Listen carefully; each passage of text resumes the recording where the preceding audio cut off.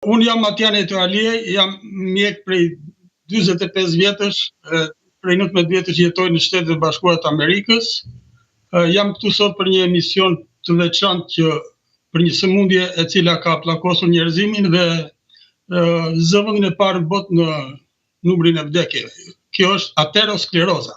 Ateroskleroza është një sëmundje inflamatore kronike, gjatë të cilës lipoproteinat drejtojnë gjithë procesin e saj dhe shoqërohet me kalcifikime, me fibroz, me nekroz dhe me vendosjen e kolesterolit në enet e gjakut, në arteriet.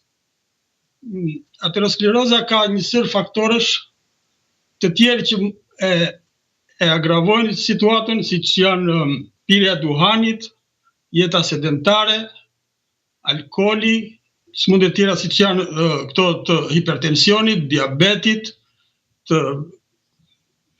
kolesterolit, siç e tham, edhe kalciumi, që është shumë i rëndësishëm, domethënë duhet ta përmendim.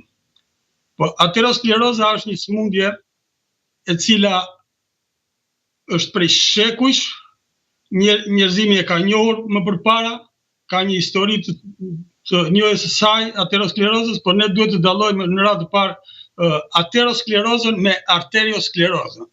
Arteriosklerozën është një entitet ose një sëmundje që dhe ajo është po aq e vjetër sa njerëzimi dhe ka të bëjë, është një sëmundje e përgjithshme e organizmit, ndërsa ateroskleroza ka të bëjë vetëm me pllakën aterosklerotike, që ne kemi përmendur në emisionin e kaluar, e cila vendoset brenda murit të enëve të gjakut, në atë shtresën që ne e quajmë intima. Domethënë shtresa më e brendshme e enëve të gjakut, e arterieve. Aty vendoset pllaka aterosklerotike. Po le të themi në radhë parë se çfarë është ateroskleroza. Nga vjen si fjalë? Vjen nga greqishtja që do thotë aterio, që do thotë diçka e zbutur e qullt, dhe skleroza do thotë diçka e fortë.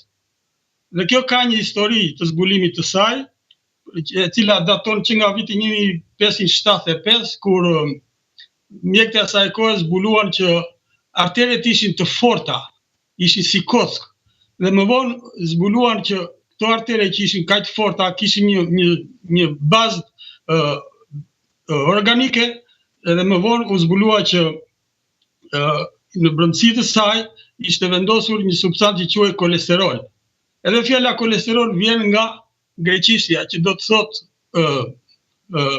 bil, do më thënë, ai lëngu, ne i themi bil në mjekësi, lëngu i shikës së tëmthit, i cili përmban atë lëngur dhe quhet bil, prandaj dhe emri i kanë vënë kole, që do thotë bil, dhe sterol do thotë diçka e fortë. Që atëherë që u zbulu kolesteroli dhe që u mor vesh që ishim në brendësi të enëve të gjakut, më vonë pastaj u zbulu që dhe kalciumi vendosej po aty, edhe fillonte fibroza, fillonte nekroza, pastaj trombi, i cili trombi ishte, si thua, ato pamjen përfundimtare të sëmundjes, e cila çonte në sëmundje të tjera më të rrezikshme, siç janë infarkti, siç janë ishemia cerebrale dhe siç janë edhe trombozat e enëve të gjakut të këmbëve, të cilat ne i thrasim me një emër claudicacio intermitens, do me thënë qelimi her pas hershëm që ndodh shpesh kur ndodh tromboza në këmbë. Pra, tre janë shfaqjet e kësaj sëmundje. Për aterosklerozën, doktor Osler ka thënë që ajo është një sëmundje e cila prek enët e gjakut, por kryesisht kap moshat mesatare, do me thënë më të hershëm se mesatare, dhe fillon në një moshë të re, po shfaqet shumë më vonë. Pra, fillon në një moshë shumë të re dhe vjen me shfaqje klinike mbas disa dekadash. Ai ka thënë që jetëgjatësia është një çështje e arterieve, është një shprehje shumë kuptiplode, do me thënë, si të kesh arteriet, ashtu e ke edhe jetëgjatësi.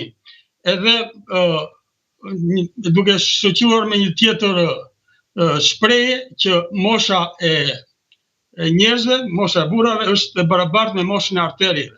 Do me thënë, nëse ti je tazëm 60 vjeç, një person është 60 vjeç, dhe arteret nuk janë dëmtuar, atëherë ti nuk je më 60 vjeç, por je më shumë se sa 60 vjeç. Tazëm për shembull mund të jesh 8 vjeç. Pra, ka një kuptim shumë të rëndësishëm. Po si vjen, thot doktor Osler, zhvillimi i smundjes. Zhvillimi i smundjes